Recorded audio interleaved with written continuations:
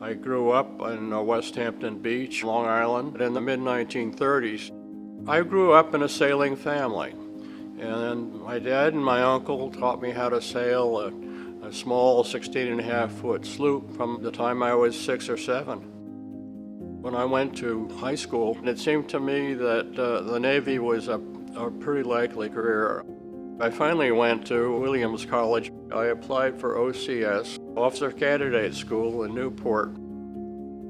In 1959, they put me on a destroyer escort, working with the Marine Corps amphibs designed to do destroyer escort work.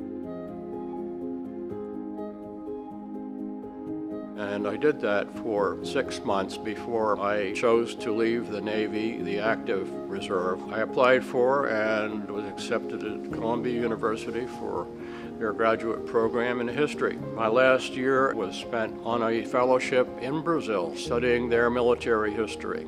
I got a job at Southern Methodist University for the next 7 years, but I also found that there was a history department in each of the armed services.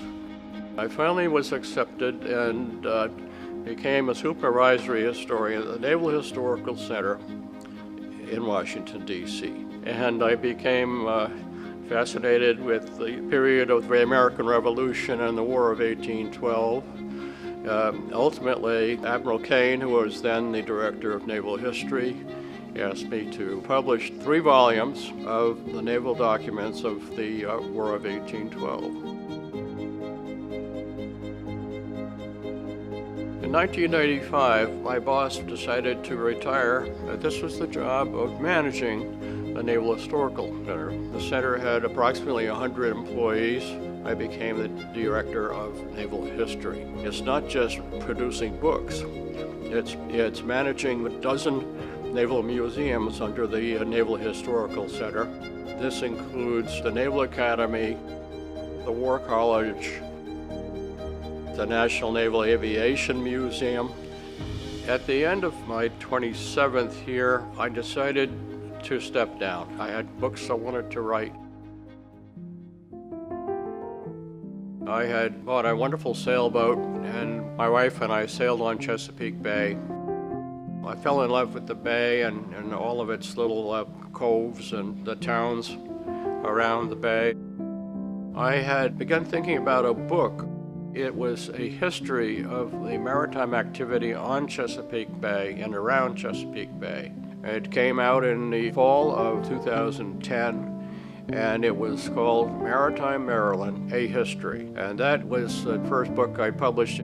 I was approached to co-author a book on the War of 1812 with Scott Harmon, who was the director of the Naval Academy Museum at the time. I wrote the text and Scott wrote the notes for each illustration. A few years after I retired, I was invited to attend a meeting of the National Maritime Historical Society with Phil and Ermy Webster. He wanted to establish a new tradition in Washington that paralleled the New York Awards dinner, and he would like me to assist in his committee work. Phil and Ermy had begun chairing this dinner. He asked if Donna and I could deputy co-chair the next one.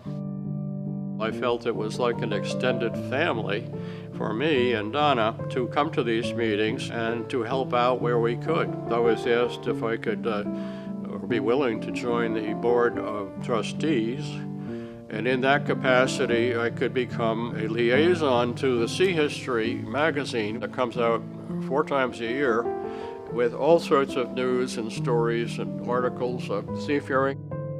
And so I keep close touch with Deirdre O'Regan and others associated with the magazine.